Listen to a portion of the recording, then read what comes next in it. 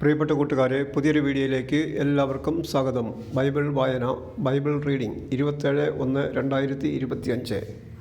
വിശുദ്ധ മത്തായിയുടെ സുവിശേഷം 27-ാം അധ്യായമാണ് ഇന്ന് വായിക്കുന്നത്. 28 അധ്യായങ്ങളുള്ള വിശുദ്ധ മത്തായിയുടെ സുവിശേഷം ജനുവരി 1-ാം തീയതി മുതൽ വായിച്ചു തുടങ്ങി. ജനുവരി 28-ന് ഈ വായന പൂർത്തിയാകും എന്ന് പ്രതീക്ഷിക്കുന്നു.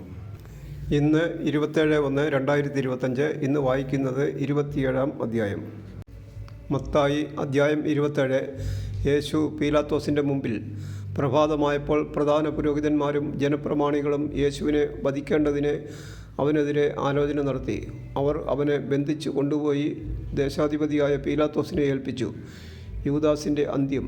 അവനെ ഒറ്റിക്കൊടുത്ത യൂദാസ് അവൻ ശിക്ഷയ്ക്ക് വിധിക്കപ്പെട്ടു എന്നറിഞ്ഞപ്പോൾ പശ്ചാത്തപിച്ചു ആ 30 വെള്ളി നാണയങ്ങൾ പ്രധാന പുരോഹിതന്മാരെയും പ്രമാണിമാരെയും ഏൽപ്പിച്ചുകൊണ്ട് പറഞ്ഞു, നിഷ്കളങ്ക രക്തത്തെ ഒറ്റിക്കൊടുത്ത് ഞാൻ പാപം ചെയ്തിരിക്കുന്നു. അവർ അവനോട് പറഞ്ഞു, അതിന് ഞങ്ങൾക്കെന്ത്? അത് നിൻ്റെ കാര്യമാണ്. വെള്ളി നാണയങ്ങൾ ദേവാലയത്തിലേക്ക് വലിച്ചെറിഞ്ഞിട്ട് അവൻ പോയി കെട്ടി ഞാന്നു ചത്തു. പ്രധാന പുരോഹിതന്മാർ ആ വെള്ളി നാണയങ്ങൾ എടുത്തുകൊണ്ട് പറഞ്ഞു, ഇത് രക്തത്തിൻ്റെ വിലയാകയാൽ ഭണ്ഡാരത്തിൽ നിക്ഷേപിക്കുന്നത് അനുവദനീയമല്ല. അതുകൊണ്ട് അവർ കൂടിയാലോചിച്ച് ആ പണം കൊടുത്ത് വിദേശീയരെ സംസ്കരിക്കാൻ വേണ്ടി കുശവൻ്റെ പറമ്പ് വാങ്ങി.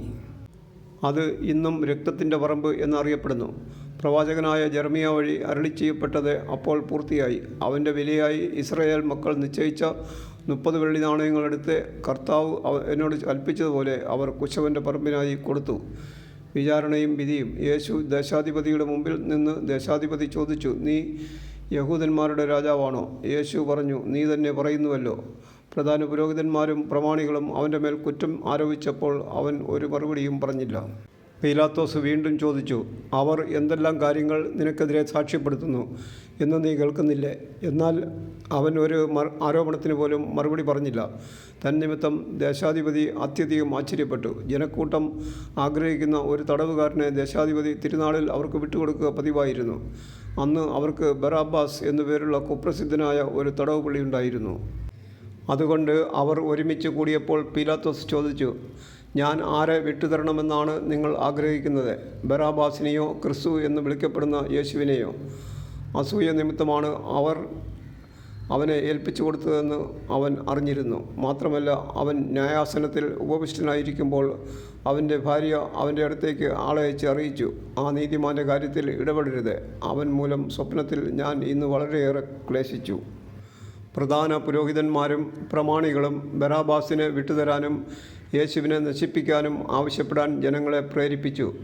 ദേശാധിപതി വീണ്ടും അവരോട് ചോദിച്ചു, ഇവരിൽ ആരെ വിട്ടുതരണമെന്നാണ് നിങ്ങൾ ആഗ്രഹിക്കുന്നത്? അവർ പറഞ്ഞു, ബറാബ്ബാസിനെ. പീലാത്തോസ് അവരോട് ചോദിച്ചു, അപ്പോൾ ക്രിസ്തു എന്ന് വിളിക്കപ്പെടുന്ന യേശുവിനെ ഞാനെന്ത് ചെയ്യണം? എല്ലാവരും പറഞ്ഞു, അവനെ ക്രൂശിക്കുക. അവൻ അവരോട് ചോദിച്ചു, അവൻ എന്ത് തിന്മയാണ് ചെയ്തത്? അപ്പോൾ അവർ കൂടുതൽ ഉച്ചത്തിൽ വിളിച്ചു പറഞ്ഞു, അവനെ ക്രൂശിക്കുക. ബഹളം വർദ്ധിക്കുന്നതല്ലാതെ പ്രയോജനമൊന്നും ഉണ്ടാവില്ലെന്ന് മനസ്സിലാക്കിയ പീലാത്തോസ് വെള്ളമെടുത്ത് ജനങ്ങളുടെ മുമ്പിൽ വെച്ച് കൈ കഴുകിക്കൊണ്ട് പറഞ്ഞു, ഈ നീതിമാൻ്റെ രക്തത്തിൽ എനിക്ക് പങ്കില്ല. അത് നിങ്ങളുടെ കാര്യമാണ്. അപ്പോൾ ജനം മുഴുവൻ മറുപടി പറഞ്ഞു, അവൻ്റെ രക്തം ഞങ്ങളുടെ മേലും ഞങ്ങളുടെ സന്തതികളുടെ മേലും ആയിക്കൊള്ളട്ടെ. അപ്പോൾ അവൻ ബറാബ്ബാസിനെ അവർക്ക് വിട്ടുകൊടുക്കുകയും യേശുവിനെ ചമ്മട്ടി കൊണ്ട് അടിപ്പിച്ച് ക്രൂശിക്കാൻ ഏൽപ്പിച്ചു കൊടുക്കുകയും ചെയ്തു. യേശുവിനെ പരിഹസിക്കുന്നു. അനന്തരം ദേശാധിപതിയുടെ പടയാളികൾ യേശുവിനെ പ്രത്തോറിയത്തിലേക്ക് കൊണ്ടുപോയി സൈന്യ വിഭാഗത്തെ മുഴുവൻ അവനെതിരെ അണിനിരത്തി. അവർ അവൻ്റെ വസ്ത്രം ഉരിഞ്ഞു മാറ്റി ഒരു ചുമന്ന പുറങ്കുപ്പായം അണിയിച്ചു. ഒരു മുൾക്കിരീടം മെടഞ്ഞ് അവൻ്റെ ശിരസിൽ വെച്ചു. വലത്ത് കൈയിൽ ഒരു ഞാങ്ങണയും കൊടുത്തു. അവൻ്റെ മുമ്പിൽ മുട്ടുകുത്തിക്കൊണ്ട്, യഹൂദരുടെ രാജാവേ സ്വസ്തി എന്ന് പറഞ്ഞ് അവർ അവനെ പരിഹസിച്ചു. അവർ അവൻ്റെ മേൽ തുപ്പുകയും ഞാങ്ങണ എടുത്ത് അവൻ്റെ ശിരസിലടിക്കുകയും ചെയ്തു. അവനെ പരിഹസിച്ചതിന് ശേഷം പുറംകുപ്പായം അഴിച്ചുമാറ്റി അവൻ്റെ വസ്ത്രം വീണ്ടും ധരിപ്പിച്ച് കുരിശിൽ തറയ്ക്കാൻ കൊണ്ടുപോയി. യേശുവിനെ കുരിശിൽ തറയ്ക്കുന്നു. അവർ പോകുന്ന വഴി ശിമയോൻ എന്ന ഒരു കീറേനക്കാരനെ കണ്ടുമുട്ടി. യേശുവിൻ്റെ കുരിശ് ചുമക്കാൻ അവർ അവനെ നിർബന്ധിച്ചു.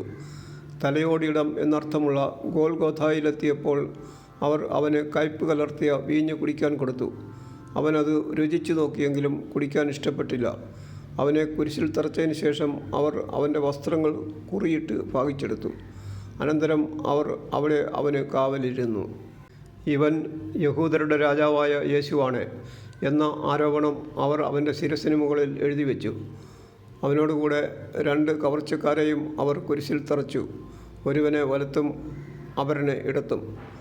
അതിലെ കടന്നുപോയവർ തല കുലുക്കിക്കൊണ്ട് അവനെ ദുഷിച്ചു പറഞ്ഞു, ദേവാലയം നശിപ്പിച്ച് 3 ദിവസം കൊണ്ട് അത് പണിയുന്നവനെ, നിന്നെ തന്നെ രക്ഷിക്കുക.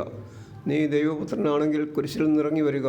അപ്രകാരം തന്നെ പ്രധാന പുരോഹിതന്മാർ നിയമജ്ഞരോടും പ്രമാണികളോടുമൊത്ത് അവനെ പരിഹസിച്ചുകൊണ്ട് പറഞ്ഞു. ഇവൻ മറ്റുള്ളവരെ രക്ഷിച്ചു, തന്നെ രക്ഷിക്കാൻ ഇവന് സാധിക്കുന്നില്ല. ഇവൻ ഇസ്രയേലിൻ്റെ രാജാവാണല്ലോ. കുരിശിൽ നിന്നിറങ്ങി വരട്ടെ, ഞങ്ങൾ ഇവനിൽ വിശ്വസിക്കാം.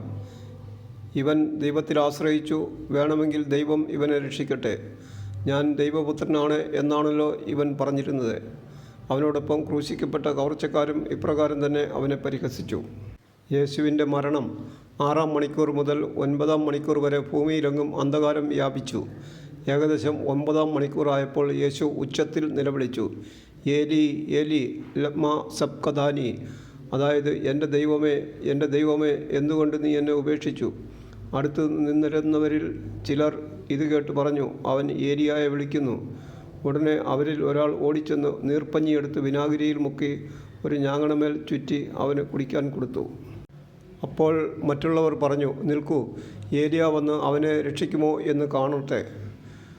യേശു ഉച്ചത്തിൽ നിലവിളിച്ചുകൊണ്ട് ജീവൻ വെടിഞ്ഞു. അപ്പോൾ ദേവാലയത്തിലെ തിരശ്ശീല മുകൾ മുതൽ താഴെ വരെ 2ആയി കീറി. ഭൂമി കുലുങ്ങി, പാറകൾ പിളർന്നു, ശവകുടീരങ്ങൾ തുറക്കപ്പെട്ടു. നിദ്ര പ്രാപിച്ചിരുന്ന പല വിശുദ്ധന്മാരുടെയും ശരീരങ്ങൾ ഉയർപ്പിക്കപ്പെട്ടു. അവൻ്റെ പുനരുദ്ധാനത്തിന് ശേഷം അവർ ശവകുടീരങ്ങളിൽ നിന്ന് പുറത്തു വന്ന് വിശുദ്ധ നഗരത്തിൽ പ്രവേശിച്ച് പലർക്കും പ്രത്യക്ഷപ്പെട്ടു.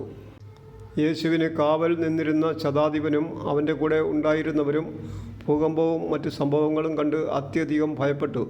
സത്യമായും ഇവൻ ദൈവപുത്രനായിരുന്നു എന്ന് പറഞ്ഞു. ഗലീലയിൽ നിന്ന് യേശുവിനെ അനുഗമിച്ചവരും അവന് ശുശ്രൂഷ ചെയ്തിരുന്നവരുമായ അനേകം സ്ത്രീകൾ അകലെ ഇക്കാര്യങ്ങൾ നോക്കിക്കൊണ്ട് നിന്നിരുന്നു. അക്കൂട്ടത്തിൽ മഗ്ദലന മറിയവും യാക്കോബിൻ്റെയും ജോസഫിൻ്റെയും അമ്മയായ മറിയവും സെബദീപുത്രന്മാരുടെ അമ്മയും ഉണ്ടായിരുന്നു. യേശുവിനെ സംസ്കരിക്കുന്നു. വൈകുന്നേരമായപ്പോൾ അരിമത്തയക്കാരൻ ജോസഫ് എന്ന ധനികൻ അവിടെയെത്തി. അവനും യേശുവിന് ശിഷ്യപ്പെട്ടിരുന്നു. അവൻ പീലാത്തോസിൻ്റെ അടുത്ത് ചെന്ന് യേശുവിൻ്റെ ശരീരം ചോദിച്ചു. അത് അവന് വിട്ടുകൊടുക്കാൻ പീലാത്തോസ് കൽപ്പിച്ചു. ജോസഫ് ശരീരമെടുത്ത് ശുചിയായ ഒരു തുണിയിൽ പൊതിഞ്ഞ് പാറയിൽ വെട്ടിയുണ്ടാക്കിയ തൻ്റെ പുതിയ കല്ലറയിൽ സംസ്കരിച്ചു. കല്ലറയുടെ വാതിക്കൽ ഒരു വലിയ കല്ലുരുട്ടി വെച്ചിട്ട് അവൻ പോയി. മഗ്ദലന മറിയവും മറ്റേ മറിയവും ശവകുടീരത്തിന് അഭിമുഖമായി അവിടെ ഇരുന്നിരുന്നു. കല്ലറയ്ക്ക് കാവൽ. പിറ്റേ ദിവസം, അതായത് ഒരുക്ക ദിനത്തിൻ്റെ പിറ്റേന്ന്, പ്രധാന പുരോഹിതന്മാരും ഫരിസേയരും പീലാത്തോസിൻ്റെ അടുക്കൽ ഒരുമിച്ച് കൂടി. അവർ പറഞ്ഞു, യജമാനനെ, 3 ദിവസം കഴിഞ്ഞ് ഞാൻ ഉയർത്തെഴുന്നേൽക്കുമെന്ന് ആ വഞ്ചകൻ ജീവിച്ചിരുന്നപ്പോൾ പറഞ്ഞത് ഞങ്ങൾ ഇപ്പോൾ ഓർമ്മിക്കുന്നു. അതിനാൽ 3-ാം ദിവസം വരെ ശവകുടീരത്തിന് കാവലേർപ്പെടുത്താൻ ആജ്ഞാപിക്കുക. അല്ലെങ്കിൽ അവൻ്റെ ശിഷ്യന്മാർ വന്ന് അവനെ മോഷ്ടിക്കുകയും അവൻ മരിച്ചവരിൽ നിന്ന് ഉദ്ധാനം ചെയ്തു എന്ന് ജനങ്ങളോട് പറയുകയും ചെയ്തു എന്ന് വരും.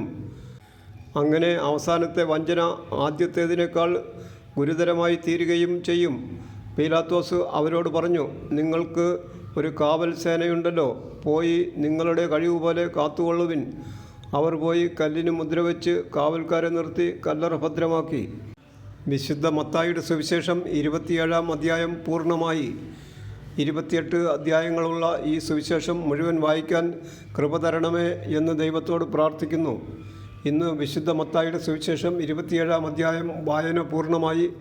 അതിനെ സഹായിച്ച ദൈവത്തോട് നന്ദി പറയുന്നു. Thank you.